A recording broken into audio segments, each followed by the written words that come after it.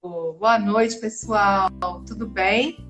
Vamos falar mais um pouquinho sobre pedagogia sistêmica no livro da Mariane Frank. De nós. Olá, Agora foi. Boa noite. Oi, Tudo bem? linda. Um beijo bem grande para você, minha linda. Oi, gente. Boa noite. Tudo bem? A Kátia, ela vem toda bonitona, né? Eu, como mãe de 3 amigas, sem condição. Tá tudo certo. Vamos focar. A Kátia vai começar a falar. Um pedaço, a gente está mais um trecho do livro, nós vamos dividir em 4, então ainda faltam 3 encontros. E hoje a gente vai falar da postura em frente aos pais, tanto do educador como pessoa e como a criança. E aí ela passa, né, por algumas histórias de várias crianças que a gente vai contar aqui, né? E logo no início ela conta a história de 2 crianças. A primeira criança é um menino, ele chama Wolfgang. Nessa altura do livro, as crianças da sala elas já entendiam isso como o jogo da família, né? Ela não dava esse nome dentro da sala de aula como constelação, era o jogo da família. E aí quando colocou o jogo da família dessa criança, o Wolfgang, eles colocaram pai e mãe, só que os pais eles eram separados, né? E aí o pai ele estava distante da mãe, né? E o representante do menino meio que querendo olhar para o pai, né? E não conseguia, né? O representante. E aí o menino, esse Wolfgang, ele disse, né? Eu estou vivendo com a minha mãe. Meu pai era um patife. E aí a professora silenciou naquele momento, né? Por quê? Porque no contexto, né, quando a gente fala das exclusões, os julgamentos, eles geram exclusões. E aí as crianças, como consequência do julgamento da mãe em relação ao pai, é como se você estivesse matando o sentimento da criança, né? Invalidando o que ela pode ou não pode sentir por aquele que é metade do ser dela, né? Não tô querendo aqui colocar polêmica, nem julgar ninguém, porque todo mundo sabe a história de cada um. O que a gente está mostrando aqui em fatos de histórias de outras pessoas é que esse tipo de exclusão é como se você estivesse matando o sentimento da criança e ela se sente proibida de viver um sentimento, né, por honra à mãe, né? Porque ela quer honrar a mãe. E aí gera essa exclusão no pai, né? Só que o interessante é que depois que ela fez essa colocação e validou esse sentimento do menino, que em sala ele conseguiu olhar para o pai, em seguida ele conseguiu ter um contato com o pai e o menino começou a ir bem na escola. Então, quer dizer, matar o sentimento da criança em relação a uma das partes, né? Porque todas as partes elas são importantes, né? A criança, por fidelidade sistêmica, ela acaba abraçando, né, aquele que acusa, né? Só que inconscientemente ele segue aquele que está sendo excluído. É como andar com uma perna só. Isso aí. E aí acaba virando uma dinâmica que atrapalha o crescimento dessa criança. Ela fala, né? O que é realmente bom para a criança é quando ela pode amar pai e mãe. Não importa o que tem entre os adultos, não é culpa dela, não é problema dela. Quando a gente fala em separação, né? Tanto a separação em vida, como a separação por conta de um luto. Né? Essa coisa da exclusão de uma das partes, né? E a criança por si, isso causa uma dor, isso causa um sofrimento.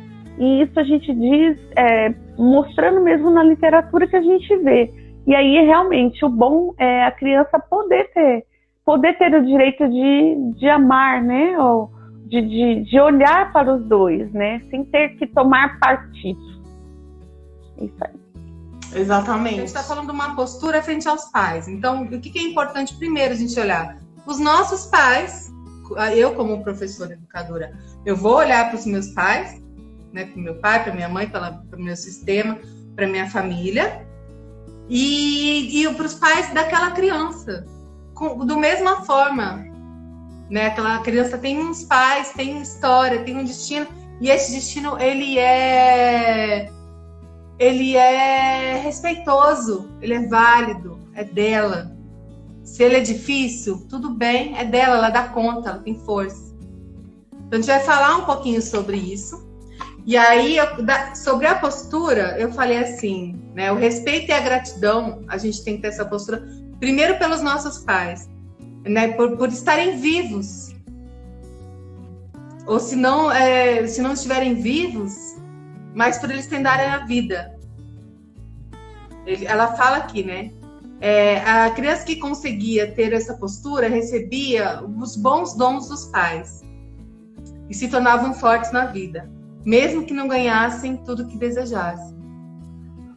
Mas ela tinha aquela postura de pequena em relação aos pais, de que aquilo era...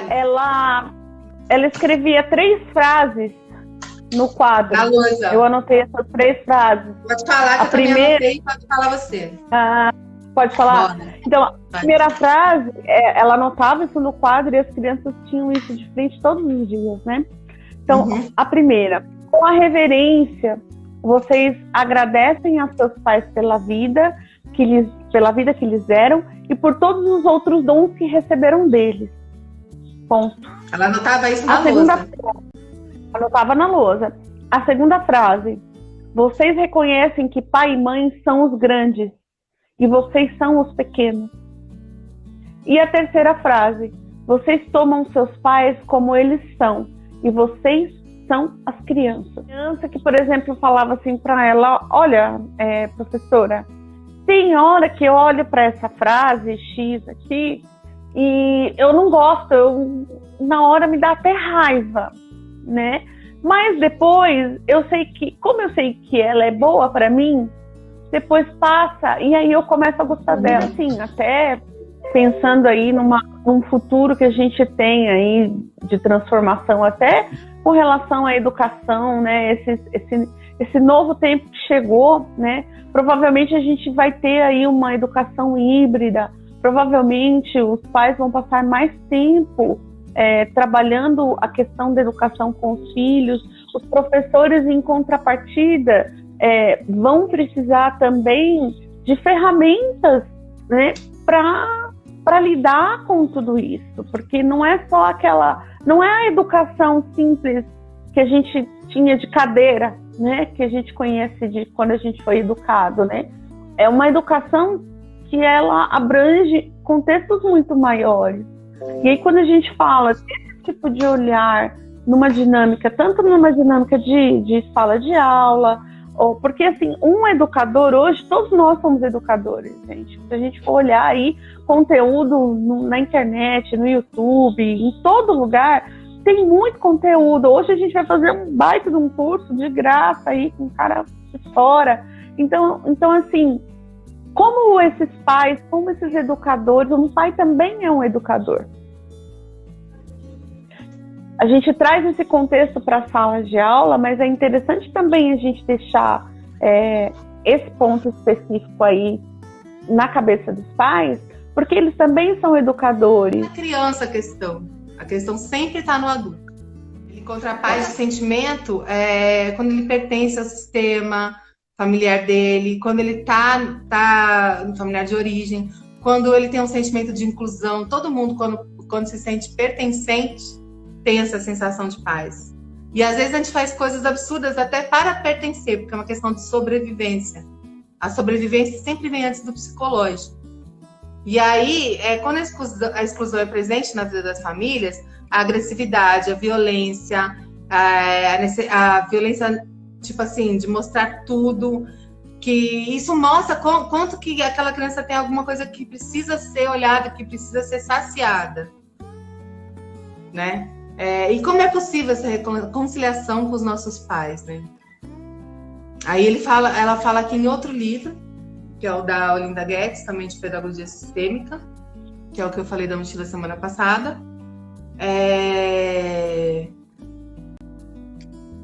Olha aqui, ela coloca aqui.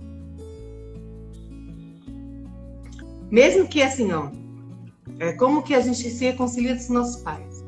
Olha, eu vou te falar, sofri tanto, ela fala, que eu fui colocada na sarjeta, fui dada para adoção. A minha mãe tentou me abortar 1000 vezes.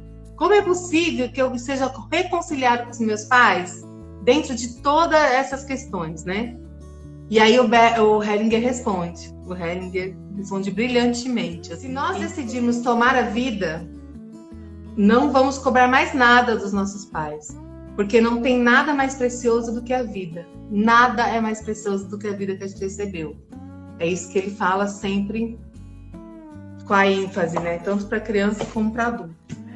E aí, se você quer falar... Concluindo, né? Concordando com o que você disse agora, né? A questão do reverenciar pais, tomar a vida, é muito simples. É tão simples que chega a ser até difícil para nós seres humanos, né? Porque a gente não cresce aprendendo esse tipo de recurso, vai. A gente todo ser humano absorve, cada ser humano responde ao ambiente que vive de formas totalmente diferentes, né?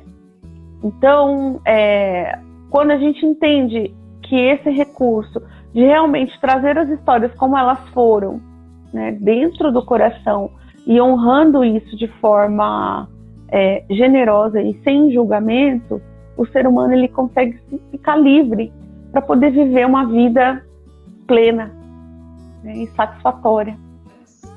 E a gente se recolhe ao nosso centro, né, uma inspiração sempre consciente.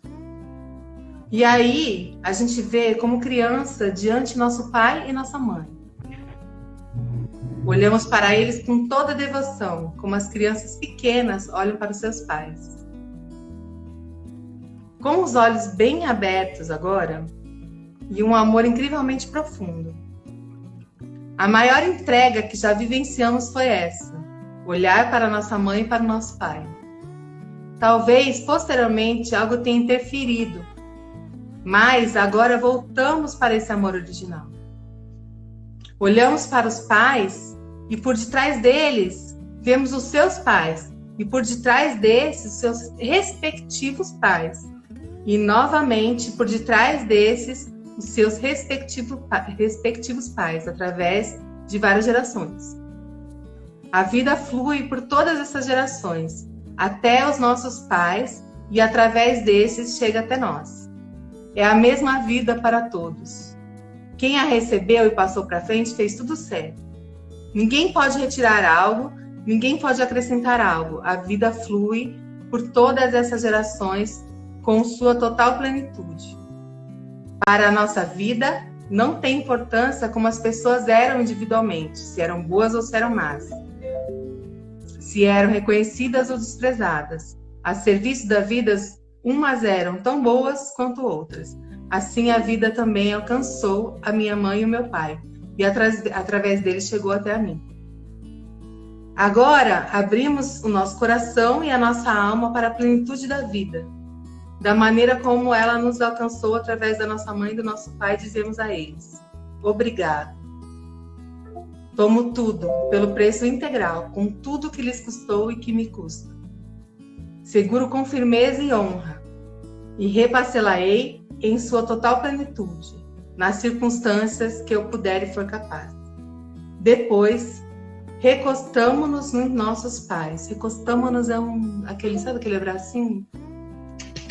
Olhamos para frente e passamos a vida adiante, como sempre, para os nossos próprios filhos, netos, enfim, para as várias gerações posteriores à nossa.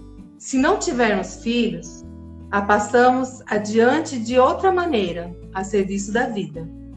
A vida nos atravessa e justamente quando nos atravessa, estamos aqui profundamente ligados a ela, pois assim a vida, através da vida, o amor flui.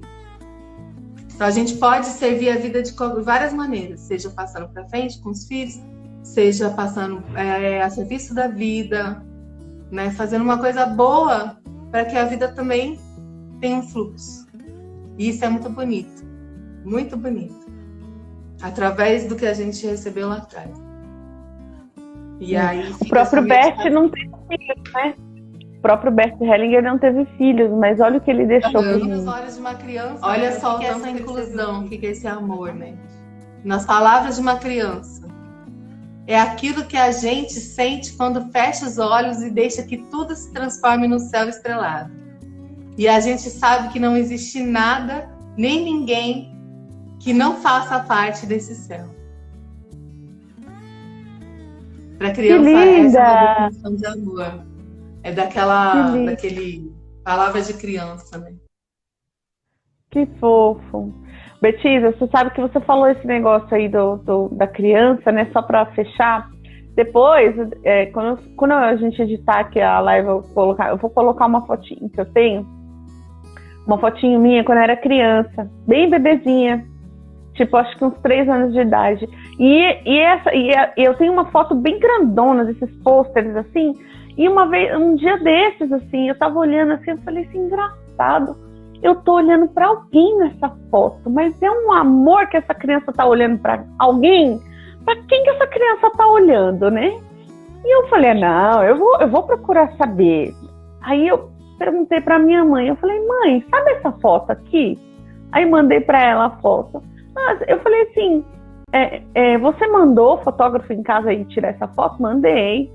Você estava no dia? Era você ou era você e meu pai? Não, era só eu, seu pai estava trabalhando. Falei, então essa criança estava olhando para você. Porque era um olhar tão...